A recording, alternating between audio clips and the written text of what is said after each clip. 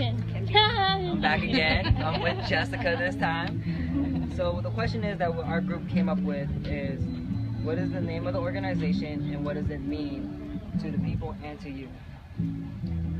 Good question. So the name of our nonprofit is Malama Lokoya Foundation. We were created in 2009 by longtime volunteers who were working previously with Kamehameha Schools for the restoration project here. So we had two main volunteers. They started up the nonprofit, but originally the restoration project began when Kamehameha Schools went out into the community and asked, what do you want to see Kamehameha do for the community? Like, do you want to see a restoration? Do you want to see a community center built?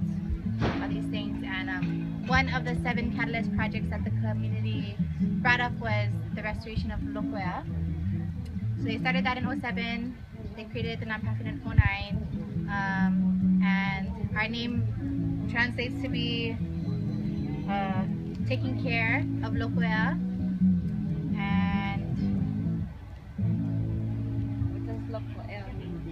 Oh, yes. So Lokoya is the name of the fish pond. Loko means Loko means pond, and Ea has several meanings. The translation that Kamehameha gives is the rising pond, and our kupuna, being the poetic Akamai people that they are, named Lokoya by the rise and the fall of the tide.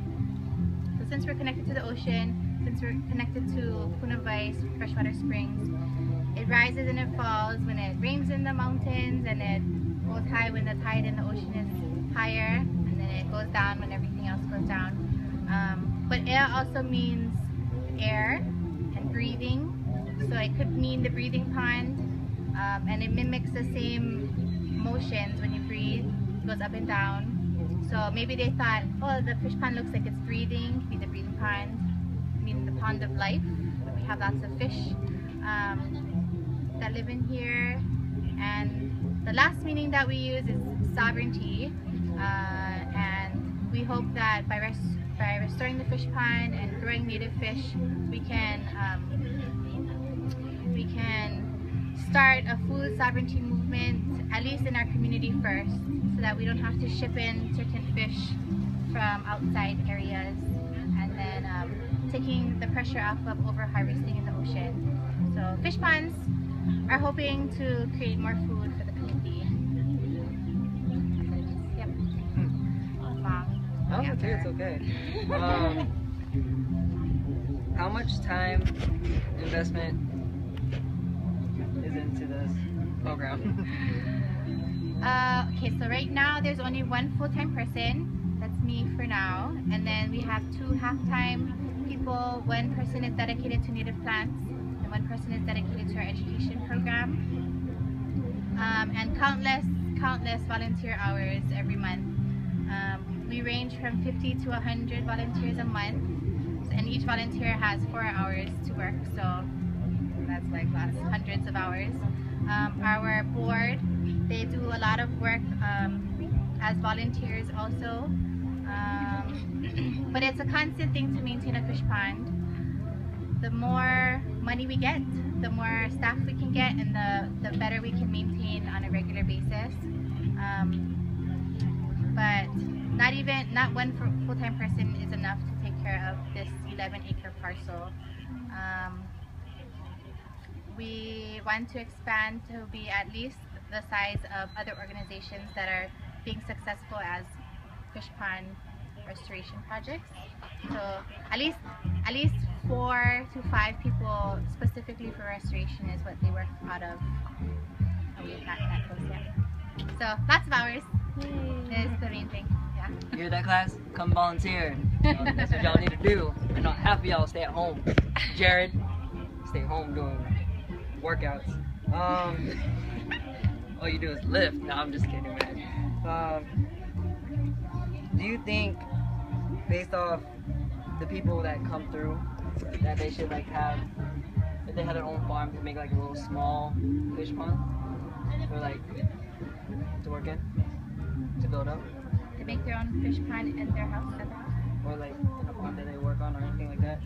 like let's say people from the mainland come down here and they're like near the like Washington State, like they're near the border, and like they have farms but don't have a fish farm, but they're near the water.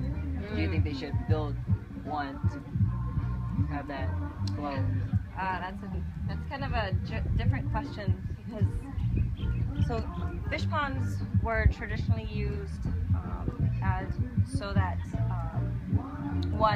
the labor process of finding fish, which was the major meat or the major protein source in Hawaiian culture, wasn't so laborious. And the ocean is basically a large fish pond. You got to chase a lot of fish far away. And also with population rising, what can happen is that the resources within the vicinity are often depleted.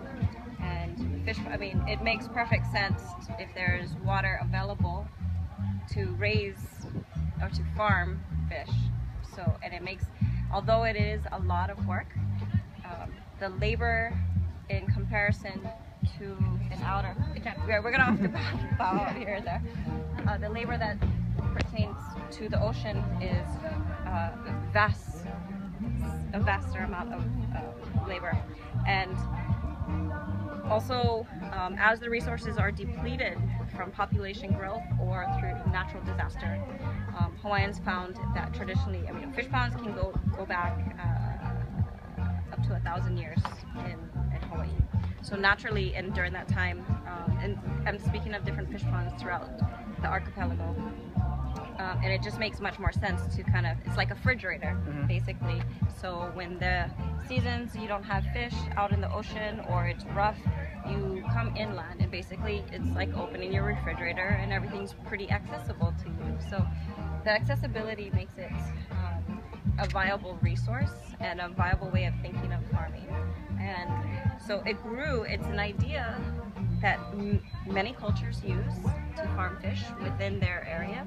The sophistication, I'm biased, this highly sophisticated aquaculture here, where we had fish that were raised in lo'i. You had protein and carbohydrates grown in the same vicinity, and it was really accessible. And that way, even the elderly could find something really easily. It is a lot of physical labor. And as to answer your question about the farming that's currently done, I don't agree with a lot of the farming techniques that are currently done in other areas. And I understand there's a lot of farmed salmon in Washington. And the idea is wonderful, but the techniques and the implementation and the laws governing it really need to change, because it's also degrading another ecosystem. So as the depletion of salmon, for example, in Washington, as the population of salmon depleted in Washington or in other areas, it's nice for people to think outside of the box and say, we're gonna farm it now. But more realistically, it's a resource management mindset that needs to understand that there has always been a balance. And if you take an idea and put it into another ecosystem, it's like you're moving into someone else's neighborhood, and it can cause a lot of disruptions. So how you implement such practices is crucial. And that's one of the gifts that we have here in Hawaii, is that we have both saltwater and inland. And this is one of the only inland fish ponds. Most of the other fish ponds are actually out on the shoreline with rocks that were been surrounding it. The Ia Fish Pond is a wonderful example, and they have a good restoration project going on there. It's hard to answer that, because I think what needs to happen actually is, if we're talking about economics when it comes to fish farming, why is it with all of the fertilizers now going into the ocean for fish farming, what's it doing there? How is it affecting that ecosystem there? So in my personal belief, that actually there should be no salmon fishing right now until all the dams, because it's actually a systematic problem. The dams, the rivers, the pollution in the rivers, the drying, taking the water from the streams, so that salmon can't make it back up. Changing the environment, that's a big problem. That's what led people to what fish farming are doing. And now it's created another problem out upon the ocean. So the way that fish farming is approached is crucial. It's almost, if you were, could you ask the question again so I know exactly? I kind of made that one up in my head. But like, do you think? Okay. Yes. Do you think people who has their own farm should have? I mean, if they come here to volunteer, Yeah. and then they like the process of doing it, Yes. do you think they should build their home in their area? The question becomes, who's going to regulate that? Mm-hmm. Because we all have the right to eat and to grow our own food. But again, like the example I used of fish farming in the open ocean, or salmon farming in the open ocean, and using fertilizers or fish food that has been, you know, what type of regulations will, and what type of moral and ethical regulations are we going to impose upon ourselves as we farm fish at home? Because for us, all the water on all the islands, from where we live, all the water drains to the ocean. So our system of management, where we have an ahupua'a system, where starting up from the Mauka and coming down to the ocean, we had the moral and ethical responsibility not to pollute the water from the top and for those above us, because we are concerned about those below us. And today's mana'o, or mindset, doesn't, and laws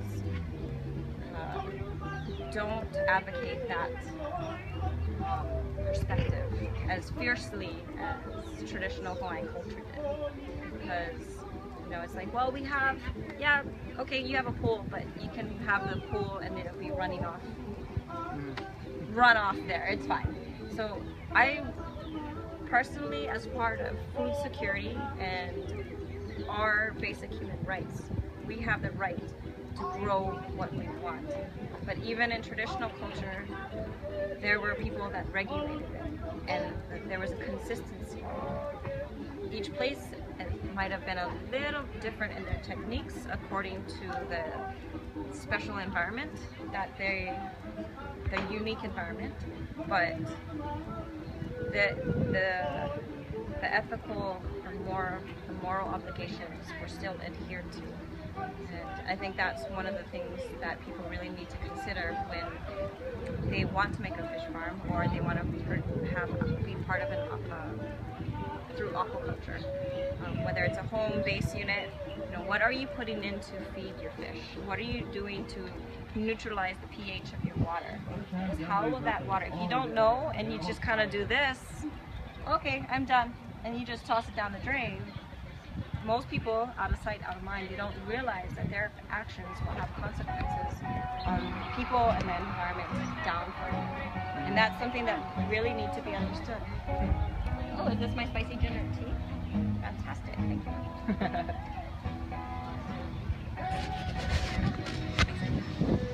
Okay.